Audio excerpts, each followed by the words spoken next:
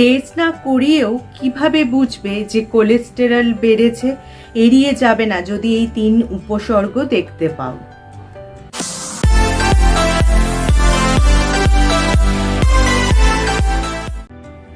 Hello friends, welcome back to my channel.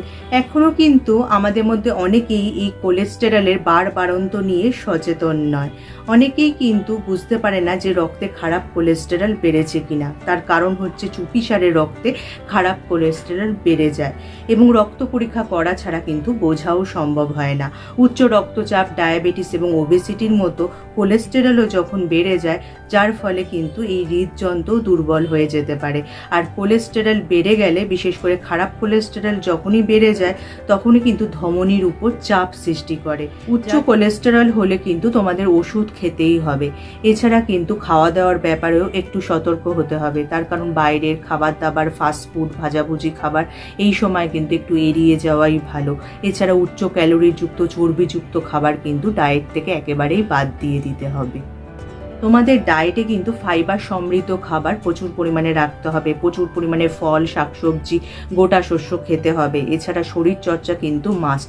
প্রতিদিন নিয়ম করে শরীরচর্চা করলে এবং ডায়েটে এইসব খাবার রাখলে কিন্তু কোলেস্টেরলের মাত্রা তোমরা নিয়ন্ত্রণে রাখতে পারবে।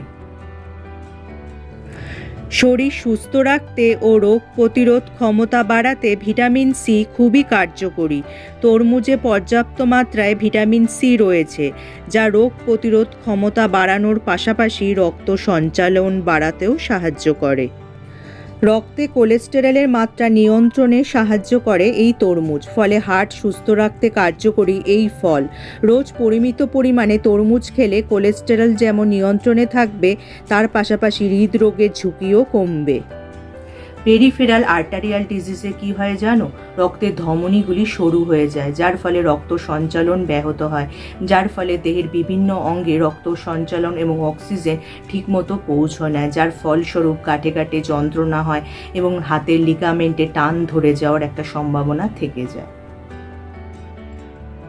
উচ্চ কোলেস্টেরলের লক্ষণ পায়ে দেখা যায়। পায়ের পাতায় ব্যথা অনুভূত হয়, বিশেষত হাঁটার সময় পায়ে যন্ত্রণা হতে থাকে।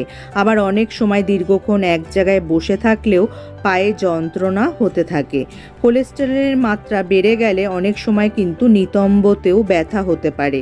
একটু হাঁটলেই হাঁপিয়ে পড়া, এইসব উপসর্গ দেখা দিতে থাকে। সিঁড়ি ভাঙতে গেলে কষ্ট হয়, এগুলো উচ্চ কোলেস্টেরলের লক্ষণ। এইসব উপসর্গ দেখা দিলে অবশ্যই রক্ত পরীক্ষা করিয়ে নেওয়া দরকার। তাহলে দেখলে তো, রক্ত পরীক্ষা না করিয়েও এই সহজ উপসর্গগুলো থেকে তোমরা বুঝতে পারবে যে রক্তে কোলেস্টেরল বেড়েছে কিনা। তাহলে যদি ভিডিওটা তোমাদের কাজে আসে বা উপকারে আসে, লাইক আর শেয়ার করতে একদমই ভুলো না। যারা আমার এই চ্যানেলটা প্রথম দেখছো, চ্যানেলটাকে অবশ্যই সাবস্ক্রাইব করে নিও এরকম উপযোগী ভিডিও আরও দেখার জন্য। তার পাশে যে বেল আইকনটা আছে, ওটা প্রেস করে অন করে দিও, যার ফলে যখনই আমি ভিডিও আপলোড করব, নোটিফিকেশন তোমাদের কাছে পৌঁছে যাবে। আজ তাহলে আসি, আবার দেখা হবে আগামী পর্বে।